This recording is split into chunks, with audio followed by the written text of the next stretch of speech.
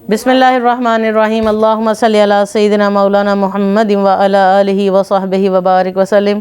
السلام علیکم ویورز، میں فریدہ الوی ایک نئی ویڈیو کے ساتھ آپ کی خدمت میں حاضر ہوں، اور آج آپ کے ساتھ شیئر کروں گی کرناٹک کی مسکان کی کچھ باتیں جو اس نے اپنے انٹرویو میں کی، اور اس کے ساتھ ساتھ انفارمیشن دوں گی آپ کو طوبیٰ اور عامر لیاقت کے حوالے سے، جو اس میں میں جس پوائنٹ آف ویو کو دیکھ رہی ہوں، میں اس حوالے سے طوبیٰ کے ٹویٹ کے اوپر میں بات کروں گی،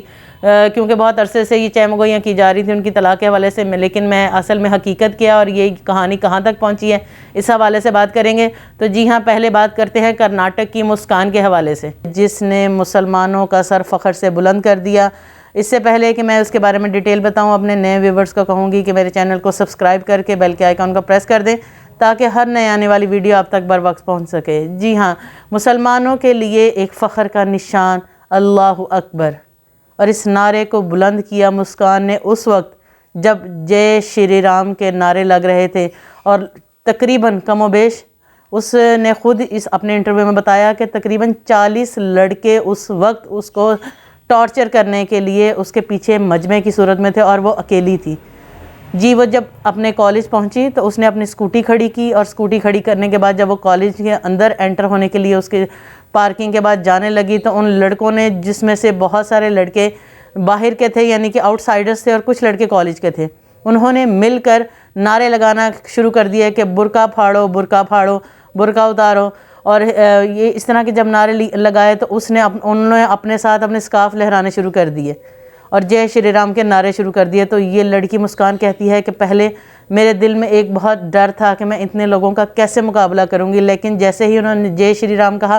تو میں نے اس کے مقابلے میں اللہ اکبر کہا، اور وہ کہتی ہے کہ مجھے پھر نہیں پتا کہ میرے اندر کیسے طاقت آ گئی، مجھ میں حوصلہ آ گیا، اور اللہ نے اپنے نام کی برکت دے دی۔ تو یہاں پر یہ دیکھیں کہ خواتین بالخصوص جو اس چیز کو ڈینائی کرتی ہیں، ایک چادر کو، ایک پردے کو، مطلب اس کو اپنے اوپر بینگ اے مسلم، یہ کتنی ایک پاور ہے، اتنی ایک اندر اتنی انرجی ہے کہ اس نے کہا کہ میرے اندر جو انرجی، اور اس کے باپ نے انٹرویو میں کہا کہ میری بیٹی تہجد گزار ہے، 5 وقت کی نمازی ہے، اور پڑھائی میں بہت زیادہ جو ہے اس کا ڈیووشن ہے، اور بہت زیادہ پڑھنا چاہتی ہے آگے۔ اب یہاں پر جو کالج کی اس کی مینجمنٹ تھی، اس کے لیکچرار تھے، ان سب نے اس کو جو ہے پروٹیکٹ کیا، انہوں نے ان لڑکوں کو جو ہے ان کو جو ہے وہ ان کی جو کوشش تھی اس کو مسترد کیا۔ لیکن اب بات یہاں پر یہ دیکھنے والی ہے کہ دیکھیں، ہم جب پاکستان بنا تھا تو بہت سے لوگ آج بھی قائد اعظم کو مختلف القابات سے اور مختلف باتوں سے بری چیزیں لے کر بھی ان کو یاد کرتے ہیں، جی وہ ڈرنک کرتے تھے، وہ یہ کرتے تھے۔ میں کہتی ہوں کہ ہمیں پاکستان میں رہتے ہوئے میں سمجھتی ہوں کہ ہمیں روز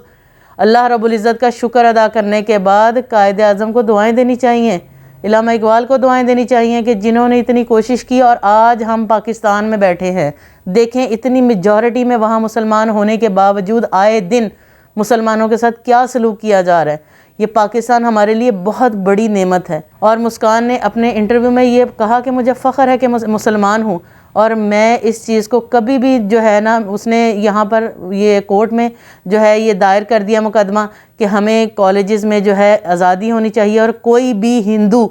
ہمیں اس بات پر نہ اکسائے کہ ہم اپنے برقعے اتاریں اور اپنے حجاب اتاریں، ہمیں اس چیز کی ٹوٹلی آزادی ہونی چاہیے۔ اور وہ کہتی ہے کہ مجھے یقین ہے کہ وہاں ہمارا انڈیا کا جو کانسٹیٹیوشن ہے وہ میری فیور میں بات کرے گا، ہمیں اس چیز کی اجازت ملے گی۔ لیکن یہاں بات یہ دیکھنے والی ہے کہ دیکھیں، جہاں پر مسلمانوں پر اتنی سختی ہے وہاں پر ان کو شعور ہے کہ ہم نے دوپٹہ لینا ہے،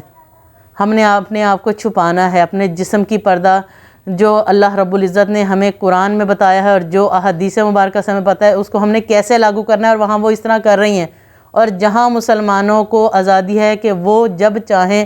اپنے سروں کو ڈھانپ سکتی ہیں، لے سکتی ہیں، وہاں پر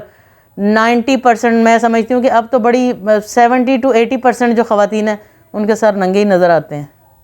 تو یہاں پر ان کے لیے بڑا لمحہ فکریہ ہے کہ ایک اس ملک میں رہتے ہوئے جہاں پر پابندیاں ہیں وہ لوگ اپنے آپ کو ڈھانپتے ہیں۔ اور میں سمجھتی ہوں کہ یہ دیکھیں، جب کرونا کا فیز آیا تھا اس سے پہلے بھی یورپین کنٹریز میں آپ دیکھیں کہ یورپین کنٹریز میں بھی وہاں پر یہ ایک مقدمے چل رہے تھے، فرانس میں، جرمن میں، کہ ان لوگوں کو جی حجاب نہیں لینا۔ تو دیکھیں جب کرونا آیا اللہ تعالیٰ نے ایسا کیا کہ ہر بندے کے منہ پر نقاب آ گیا، عورت کیا، مرد کیا، بوڑھا کیا، بچہ کیا، ہر شخص کے منہ پر نقاب آ گیا، ہر شخص اپنے آپ کو ڈھانپنے پہ لگ گیا۔ یعنی کہ آپ دیکھا ہوگا کہ کرونا کے شروع کے دور میں کس طرح سے اپنے ہاتھوں کو بھی کور کیا جاتا ہے، سر کو کور کیا جاتا تھا، پیروں کو، جوتوں کے اوپر بھی کور چڑھائے جاتے تھے۔ یعنی کہ اللہ رب العزت نے یہ نان مسلمز کو دکھایا کہ جو یہ اس طرح کی جو حرکتیں ہیں یہ مسلمانوں کے جو اوچھت کرنے مسلمانوں کے خلاف کیا جاتے ہیں۔ اور یہاں پر میں بات کرنا چاہوں گی ملالہ یوسف کی۔ بڑی ٹویٹ کی اور مجھے بڑا غصہ بھی اس وقت آیا اور ہنسی بھی آئی ان پر کہ جی انہوں نے جو مسکان نے کیا ہے، جو کرناٹک میں انڈیا کے بچی کے ساتھ ہوا ہے وہ نہیں ہونا چاہیے۔ میں کہتی ہوں تمہیں بات کرنے کا حق نہیں ہے ملالہ، تمہارے منہ پر ایک سٹڈی کی وجہ سے گولی لگی، تمہیں کچھ نہیں کہا گیا تھا، اور اس حوالے سے جو بھی تھا یہ تمہارا، وہ جو گولی بھی تھی وہ بھی ایک اندر کھاتے کی ساری گیم تھی، اور تب سے لے کر آج تک تم باہر کے ملکوں میں صرف نیشنلٹی کے لیے اپنی فیملی کے ساتھ گھوم رہی ہو۔ اور ایک وہ بچی ہے جس کو کہا گیا تو اس نے کہا نہیں، میرا ملک کا کانسٹیٹیوشن مجھے اس چیز کی اجازت دے گا اور میں لے کر رہوں گی، اور مسلمان لڑکیوں کے لیے حق لوں گی، یہیں رہ کر لوں گی۔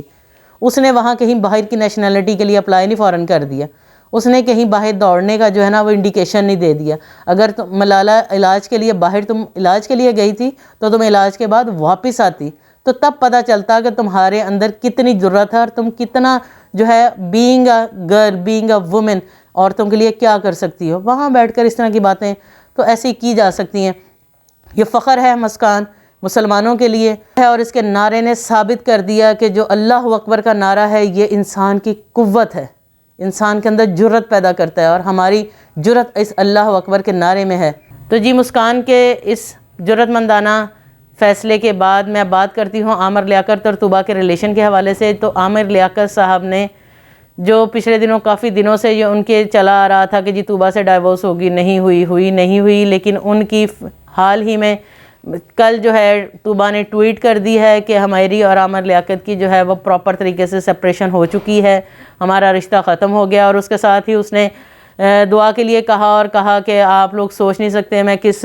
کیفیت سے گزر رہی ہوں اور میری کیا فیلنگز ہے اور میرے ساتھ یہ کیا کیا گیا ہے۔ سوری ٹو سے طوبیٰ،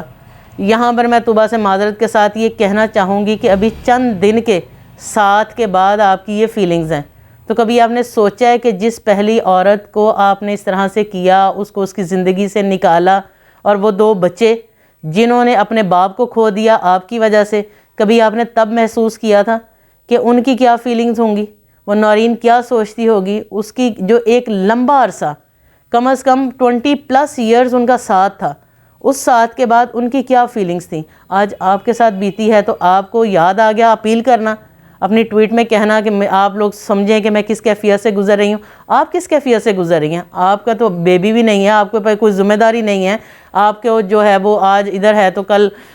سیکنڈ میرج کی آپ کی بھی چند دن کے بعد خبر آئے گی۔ اصل سروائیو تو وہ فرسٹ وائف کر رہی ہے جس کے ساتھ 2 بچے ہیں، اور وہ بچے کر رہے ہیں جنہوں نے اپنا باپ کھو دیا۔ ہر ریلیشن مل جاتا ہے، آپ کو خامند مل جائے گا، لیکن ان بچوں کو باپ دوبارہ اس صورت میں کبھی نہیں ملے گا۔ تو آج جب آپ کی اپنے ساتھ ہوئی ہے تو اب آپ کو یاد آ گیا ہے، تو سوری ٹو سے جب میں سب لوگوں سے، سب خواتین سے یہی کہنا چاہتی ہوں کہ کسی کے بسے بسائے گھر کو اجاڑنا اچھی بات نہیں ہے،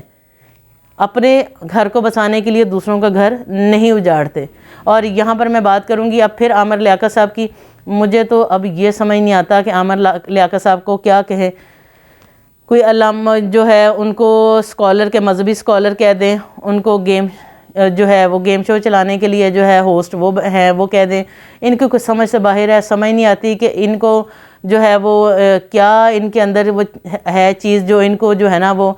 ٹکنے نہیں دے رہی، کہ وہ ان کے اندر جو ہے نا میں اب کیا ورڈز یوز کروں، مجھے وہ لفظ استعمال کرتے ہوئے شرمندگی ہو رہی ہے کہ میں ان کو کہوں۔ اب تیسری شادی جو ہے اس کے حوالے سے بھی چہمگوئیاں، اور ابھی تک انہوں نے کوئی بتا نہیں رہے کھل کے، لیکن تیسری جو ہے جس سے شادی کیا وہ بھی سید گھرانے سے ہے۔ وہ خدا کا خوف کریں، کیا آپ